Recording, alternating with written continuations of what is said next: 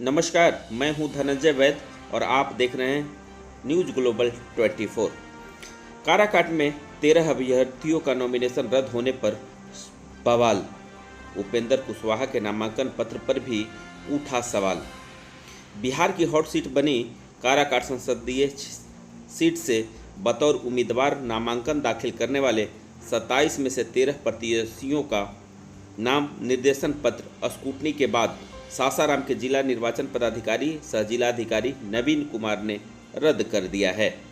अब काराकाट में रन में मात्र 14 प्रत्याशी ही मैदान में रह गए हैं। इसमें प्रमुख रूप से राष्ट्रीय लोक मोर्चा के उपेंद्र कुशवाहा, CPI-ML से राजा राम सिंह और भोजपुरी के पावर स्टार और निर्दलीय प्रत्याशी पवन सिंह शामिल हैं। वहीं 13 उम्मीदवारों को अभ्यर्थिता रद्द होने के बाद रोहतास के डेहरी वरीय अधिवक्ता जनेश्वर प्रसाद सिंह ने NDA समर्थित राष्ट्रीय लोक मोर्चा प्रत्याशी उपेंद्र कुशवाहा के नाम निर्देशन पत्र में त्रुटियां निकालते हुए उनके नामांकन पत्र सवालिया निशान खड़ा किया है।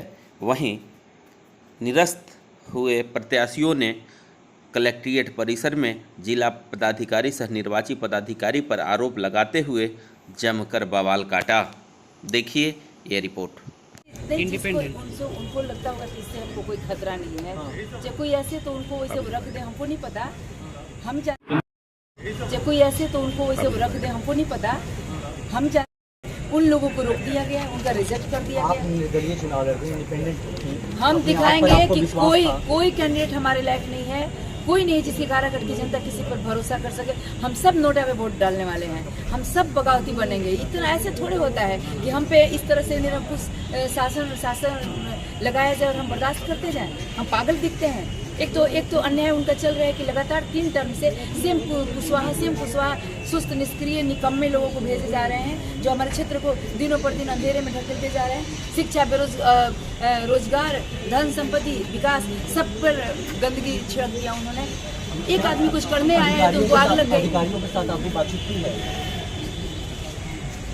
ये अधिकारी बिके हुए लगते हैं मुझे न। अन्यथा अगर कोई अपने जगह पे सही होता है ना तो प्रधानमंत्री को भी जवाब दे सकता है। हमारे लोकतंत्र की व्यवस्था ऐसी है कि कोई आदमी अपनी आवाज़ उठा सकता है। अगर उनको ऊपर से हिदायत भी आया था कि ये जो नौकरी वाली दीदी है, चाहे जो भी निर्दलीय उम्मीदवार है, उनको हटाओ, तो उनको बोलना चाहिए कि नहीं, ये गलत हो रहा है। क्या लगता है कि जो विपक्ष सारे निर्दलीय जो प्रत्याशी आप कैंडिडेट लड़ी हुई थी, क्या नौकरी वाली दीदी से लोगों का डर या भय सता रहा था? कोई साजिश के तहत इस तरह का काम किया गया है? आपको कितनी बार घुमा पे बात हो गई ना कि बिना डरे ही सब किया गया है। अगर हवा पता ही रहती तो उनको क्या डर होता? उसके बाद हमने 13 तारीख को फॉर्म 26 जमा किए, तो ये नहीं बोले कि आपका नामांकन आज आते हैं तो बोलते हैं कि कहीं छूट गया है। और उसके बाद कोई पार्टी से आप भी आपका के लिए हमने जो है कि काराकाट लोकसभा से अपना नॉमिनेशन स्वतंत्र प्रत्याशी के रूप में किया था। ऐसे में क्या लगता है किसकी लापरवाही? अब इसमें किसकी लापरवाही कहा जाएगा? अब ये तो जांच का विषय है ना, जांच होगा तब न पता चलेगा। क्या चुनाव आयोग निर्वाचन विभाग के जो भी समीक्षा के जो प्रभारी थे, यहाँ के निर्वाची पदाधिकारी थे, उनका मैं जो भी इस स्क्रूटनी में समीक्षा में जो भी हुआ उसका हम सम्मान करते हैं। हमारा निरस्त कर दिया गया, आवेदन रद्द कर दिया गया। किन कारणों से किया होगा? अब कारण देखिए, उसमें बताया गया था कि एक जो है कि आपको इसका एफिडेविट करके देना है। तो कल 4 बजे हम लोग निकले, वो बोले थे कि समीक्षा के दौरान जो एफिडेविट करके देना है, और जब हम लोग देने गए तो बोले कि नहीं 11 बजे तक ही देना था।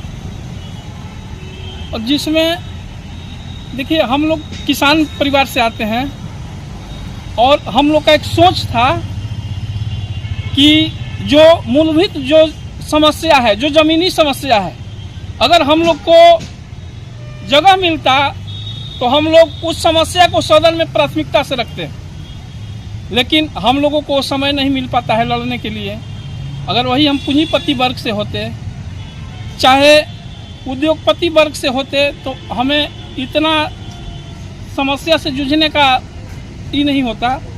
किसी कैंडिडेट के द्वारा भरा गया है, उसमें PN नंबर जो है पैन नंबर, जहाँ तक मैं समझता हूँ गलत लिखा गया है, क्योंकि इसमें अल्फ़ाबेटिकल 4 अक्षर है जबकि 5 अक्षर होना चाहिए। और दूसरी चीज़ कि कॉलम नंबर 4 में जो वित्तीय वर्ष का आय इन्होंने दिया है, जैसे एक बार दिए हैं 11,50,60, तो इसको अगर 23-24 माना जाए तो ये काई दहाई सैकड़ा हज़ार 10,000 3,77,800 नंबर को दिए हैं। ये 21 साल का इनका आय है। और 2,41,000 24,17,810 दिए हैं, यह 21 साल का है। 4,64,130 21 साल का है। इसके बाद 49,02,850 21 साल का है। इसका इन्होंने वर्णन नहीं किया है। इस पहले किनका है ये नॉमिनेशन? ये उपेंद्र कुशवाहा जी का है। और इसके बाद अब चलते हैं तो फिर अपनी पत्नी का जो पैन नंबर दिए हैं उसमें भी अल्फ़ाबेटिकली 4 अक्षर है, जबकि इसमें भी 5 अक्षर होना चाहिए। और इसमें भी जो आय का विवरण दिए हैं साल वाइज, तो 5 साल का विवरण दिए हैं, लेकिन एक साल केवल एक लिखा गया है 2023-24।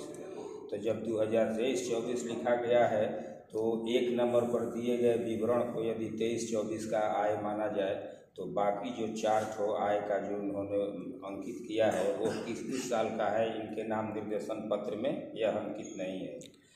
और दूसरी चीज़ कि कॉलम नंबर 5 लंबित आपराधिक मामले के बारे में जो इन्होंने घोषणा दिया है तो उसको इन्होंने काट कूट किया है, जबकि काट कूट नहीं करना चाहिए था। यहाँ लिखना चाहिए था इनको कि मान्य नहीं है। इसके बाद फिर आगे चला जाए तो आगे में फिर सकल कुल आय दिए हैं, ये जो है सभी तो यहाँ दिए हैं 35,70,832 अपना आय, और पत्नी का दिए हैं 26,99,643 जो पूर्व में दिए गए आय से डिफर करता है।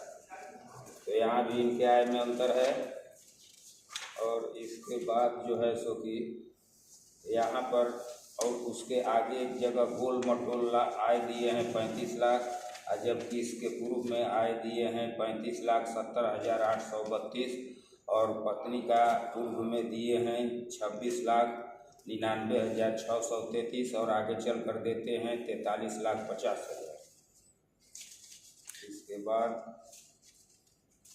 इनके नाम निर्देशन पत्र में फिर जो है सो कि जंगम संपत्ति मतलब अचल संपत्ति यहाँ शून्य लिखते हैं, स्थावर संपत्ति भी शून्य लिखते हैं, अपना भी और पत्नी का भी।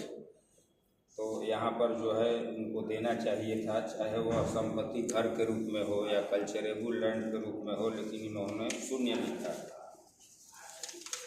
तो इस तरह से इनके नाम निर्देशन पत्र में देखने पर काफ़ी त्रुटियां हैं इसमें, जो कि वैधानिक रूप से ये छट जाना चाहिए। नहीं छांटा गया तो फिर क्या होना चाहिए? अगर नहीं छांटा जाता है तो मुख्य चुनाव आयुक्त के पास इसके निस्बत जो है याचिका दायर करनी चाहिए। मुख्य चुनाव आयुक्त यदि समुचित कार्रवाई नहीं करते हैं तो माननीय उच्च न्यायालय में जो है रिट याचिका भी दायर किया जा सकता है। इस तरह के केसेज में पूर्व में हम लोगों को प्रतिनिधित्व करने का मौका मिला है, लेकिन माननीय न्यायालय में जाने से पहले चूँकि जिला दंडाधिकारी इसके चुनाव आयुक्त होते हैं, रिटर्निंग ऑफिसर, तो सीधे पटना मुख्य चुनाव आयुक्त के यहाँ इन सारी बातों को। अच्छा, दूसरा चीज़, शपथ पत्र में इन्होंने लिखा है कि मैं राष्ट्रीय लोक मोर्चा राजनीतिक दल से नामांकन कर रहा हूं, लेकिन एक स्वतंत्र साक्षी के रूप में जो उसमें कॉलम दिया है उसको इन्होंने काटा नहीं है।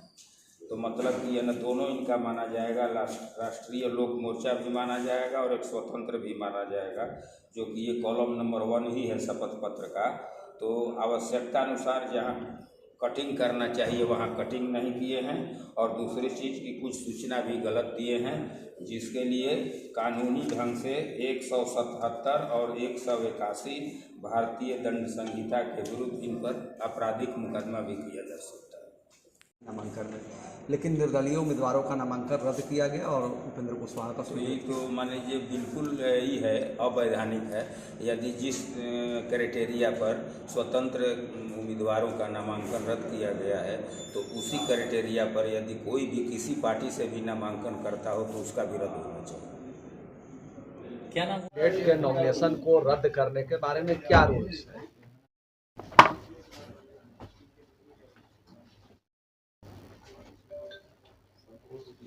थोड़ा सीधा 26 इनके द्वारा भरा गया है, उसमें PN नंबर जो है, पैन नंबर, जहाँ तक मैं समझता हूँ गलत